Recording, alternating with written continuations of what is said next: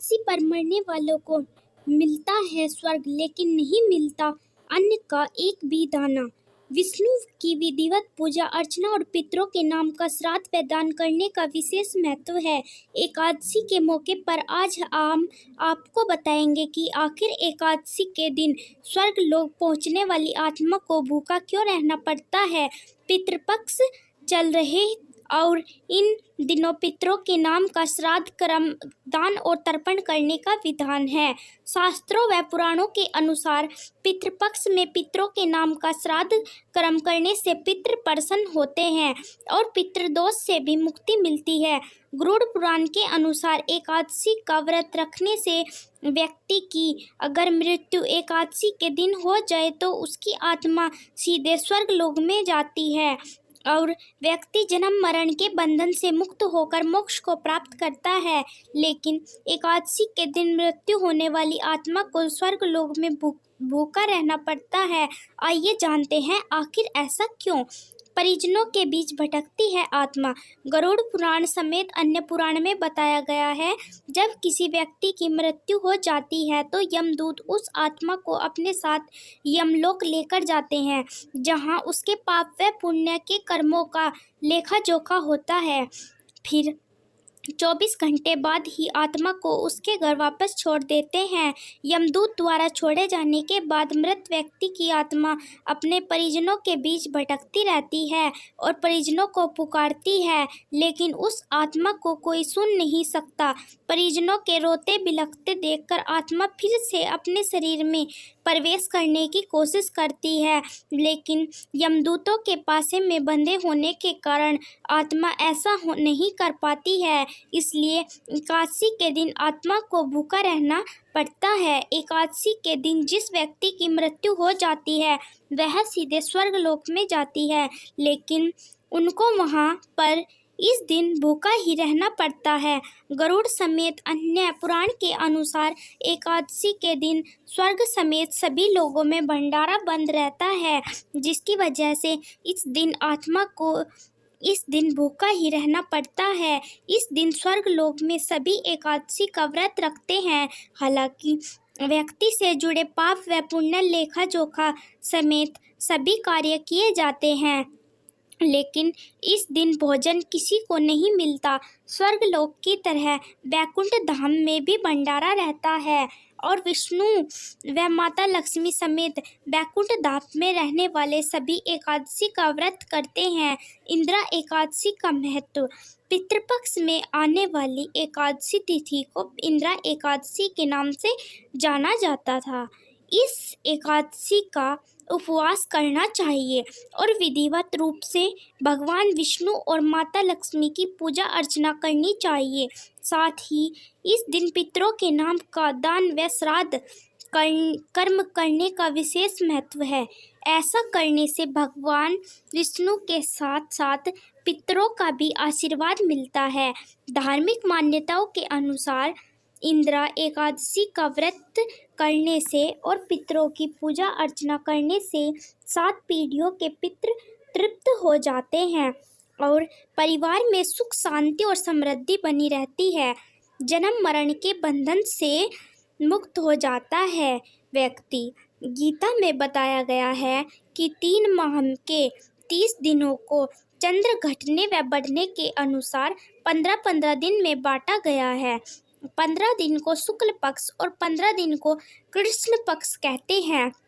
जब चंद्रमा बढ़ने लगता है तो उसको शुक्ल पक्ष और जब चंद्रमा घटने लगता है तो उसको कृष्ण पक्ष कहते हैं। शुक्ल पक्ष के अंतिम दिन पूर्णिमा तिथि आती है और वही कृष्ण पक्ष के अंतिम दिन अमावस्या तिथि आती है। शास्त्रों में बताया गया है शुक्ल पक्ष के 15 दिन देवताओं के दिन माने जाते हैं और वहीं कृष्ण पक्ष के 15 दिन पितरों के दिन माने जाते हैं।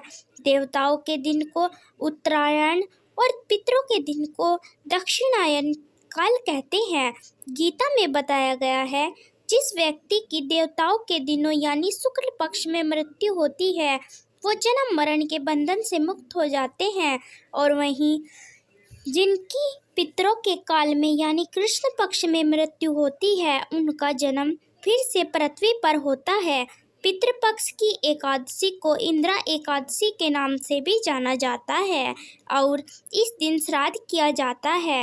इस दिन श्राद्ध करने से कई लाभ मिलते हैं, जैसे कि इस दिन श्राद्ध करने से पितरों को मोक्ष की प्राप्ति होती है। इस दिन श्राद्ध करने से 7 पीढ़ियों तक के पितृ तृप्त हो जाते हैं। इस दिन श्राद्ध करने से परिवार में सुख शांति और समृद्धि बनी रहती है।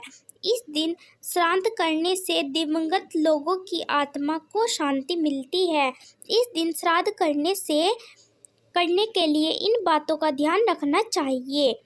इस दिन लोगों को श्राद्ध किया जाता है जिनकी मृत्यु किसी भी माह की एकादशी को हुई हो, और इस दिन उन लोगों का भी श्राद्ध किया जा सकता है जिनका संन्यास धारण करने के बाद निधन हो गया हो। इस दिन पितरों के लिए तर्पण करना चाहिए। इस दिन ब्राह्मणों को भोजन कराना चाहिए और उनका आशीर्वाद लेना चाहिए। इस दिन गाय, कुत्ते और चींटियों को भोजन खिलाना चाहिए। इस दिन तिल, अन्न, चावल और दूध का दान करना चाहिए। इस दिन कौवे को भी भोजन कराना चाहिए। इस दिन गरुड़ पुराण का पाठ करना चाहिए और इस दिन ज़रूरतमंद लोगों को अनाज, धन, जूते, चप्पल, कपड़े, खाना दान करना चाहिए। आइए जानते हैं यहाँ पितरों के उद्धार के लिए एकादशी पर क्या क्या कर्म करें। एकादशी का श्राद्ध करने से पितरों को अधोगति से मुक्ति मिलती है तथा सद्गति प्राप्त होती है। मान्यताओं के अनुसार यदि आपके कोई पूर्वज जाने अनजाने में हुए अपने पाप कर्म के कारण यमलोक में अपने कर्मों का दंड भोग रहे हैं, तो इस एकादशी पर विधि पूर्वक व्रत करके इस व्रत के पुण्य को पूर्वजों के नाम पर दान कर दिया जाए तो उन्हें इस दंड से छुटकारा मिलकर स्वर्ग की प्राप्ति होती है। एकादशी तिथि का श्राद्ध करने से ऋषि और सन्यासियों का आशीर्वाद मिलता है। पितृपक्ष की एकादशी के दिन व्यक्ति शालिग्राम की पूजा मूर्ति का पूजन करे, ब्राह्मणों को भोजन कराएं और पितरों का तर्पण करने से भी सभी तरह के संकट और परेशानियां दूर हो जाती हैं और रुके हुए सभी कार्य पूर्ण हो जाते हैं तथा घर में सुख शांति और समृद्धि निरंतर बढ़ती है। श्राद्ध पक्ष की एकादशी पर सबसे पहले देवताओं को अग्निग्रास दे, फिर गाय, कौवे, चींटी, मछली को पानी भोजन कराए और साथ ही पीपल के वृक्ष के नीचे अन्न जल रखे।